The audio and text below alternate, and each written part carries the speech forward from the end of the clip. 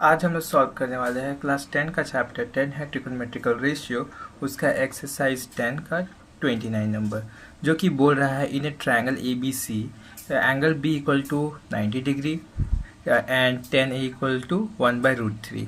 तो हम लोगों को प्रूव करना है sine A dot cos C plus cos A dot sine C equal to 1, और सेकंड है cos A cos C minus sine A sine C equal to 0। देखिए कैसे करेंगे। तो हम लोगों को गिवन पार्ट है, अगर हम लोग देखें क्वेश्चन नंबर 29, तो यहाँ पर देखिए हम लोग पहले एक डायग्राम बनाते हैं, राइट एंगल ट्रायंगल बनाएंगे, जिसमें बोल रहा है ये एंगल बी जो है वो 90 डिग्री का है और यहाँ ए और सी, ठीक। और हम लोगों को गिवन पार्ट दिया गया है कि गिवन है हम लोग के पास कि टेन ए इक्वल टू 1/√3, ठीक। ये हम लोग को गिवन है। तो अगर हम लोग कंपेयर करें टेन ए को हम लोग कैसे लिख सकते हैं, ये मिल करके बना है P/B, जो कि P यहाँ पर स्टैंड कर रहा है परपेंडिकुलर, B स्टैंड कर रहा है यहाँ पर बेस, ठीक है। आप देखिए यहाँ पर अगर हम लोग दोनों को कंपेयर करें इन दोनों को, तो हम लोगों को मिलता है P इक्वल टू 1 और B इक्वल टू √3, ठीक। तो भाई पाइथागोरस थ्योरम अब हम लोग अप्लाई करके हाइपोटेनस फाइंड कर सकते हैं। तो पाइथागोरस थ्योरम बोलता है कि हाइपोटेनस का स्क्वायर इक्वल टू होता है परपेंडिकुलर का स्क्वायर प्लस बेस के स्क्वायर के। तो हाइपोटेनस ही हम लोगों को फाइंड करना है। तो यहाँ पर परपेंडिकुलर है 1, इसका स्क्वायर, बेस हम लोग का √3, उसका स्क्वायर। डायग्राम में भी लिख देते हैं, यहाँ है 1 और यहाँ √3।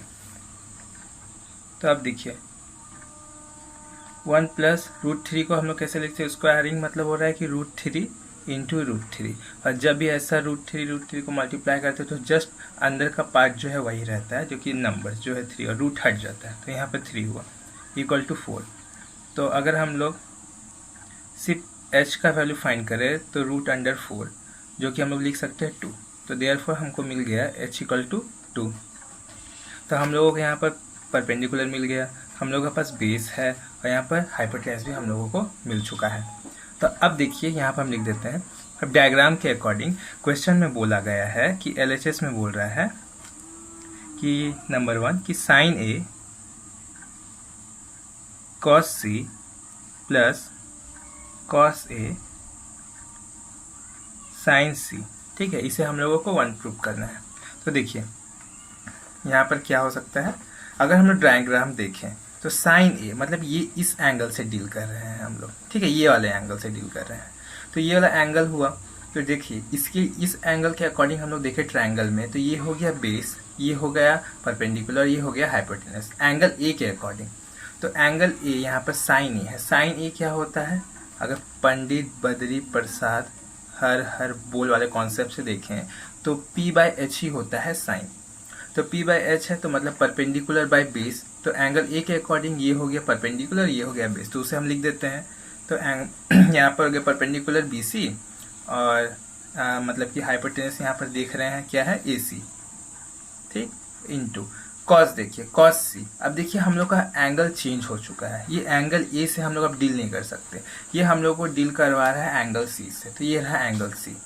तो अगर हम लोग इसे देखें तो इसके लिए यहाँ पर क्या हो जाता है, इस एंगल से अगर एंगल सी के अकॉर्डिंग देखें इस ट्रायंगल में, तो ये हो गया बेस, ठीक है, ये हो गया परपेंडिकुलर और ये हो गया हाइपोटेनस, ठीक है। तो मतलब BC हो गया एंगल सी के लिए बेस, AB हो गया परपेंडिकुलर, AC हो गया हाइपोटेनस।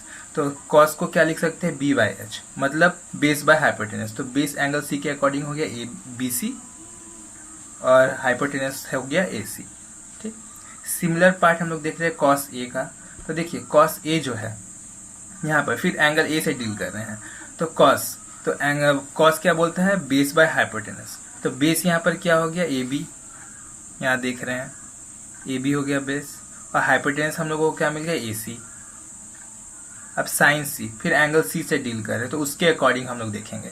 तो एंगल सी के लिए हो गया ये बेस और ये हो गया परपेंडिकुलर, ये हो गया हाइपोटेनस। तो एंगल साइन सी क्या बोलता है, साइन सी बोलता है P/H ही होता है साइन सी।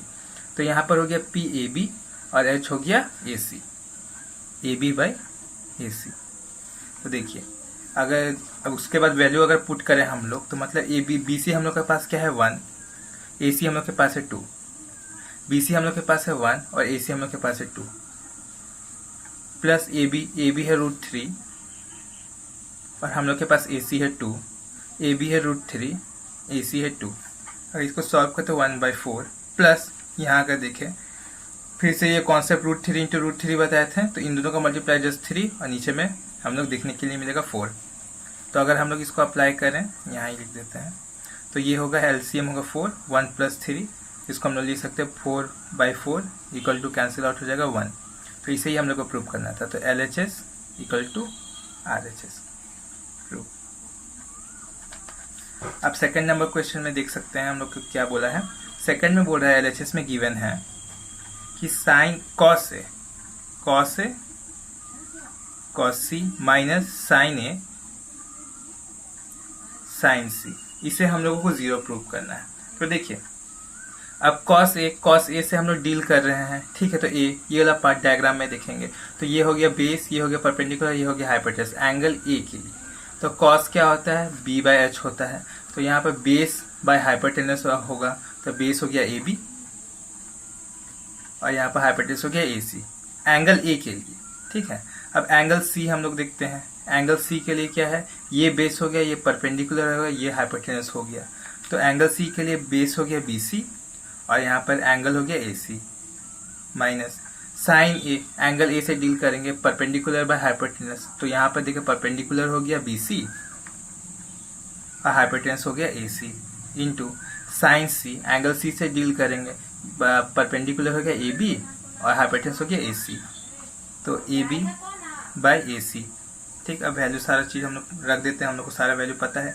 AB यहाँ पर है √3, AC है 2, BC है यहाँ पर 1 और AC है 2 माइनस BC हम लोग के पास है 1, AC है 2 और AB हम लोग के पास है √3 और AC है 2। तो अगर देखने के लिए पता चल रहा है कि दोनों कैंसिल आउट हो जाएगा, पर सॉल्व करके हम लोग यहाँ पर लिखेंगे। तो देखिए √3/4 आएगा, यहाँ पर माइनस √3/4 आएगा, ये दोनों ही कैंसिल आउट हो गए, ये 0। इसे ही हम लोग को प्रूव करना था। तो LHS equal to RHS prove. अगर आप लोगों को ये डायग्राम समझ में नहीं आया तो आप लोग कमेंट कर सकते हैं कि मुझे पता चल जाए कि अब मैं समझा पाया हूँ या नहीं आप लोगों को। Thank you for watching.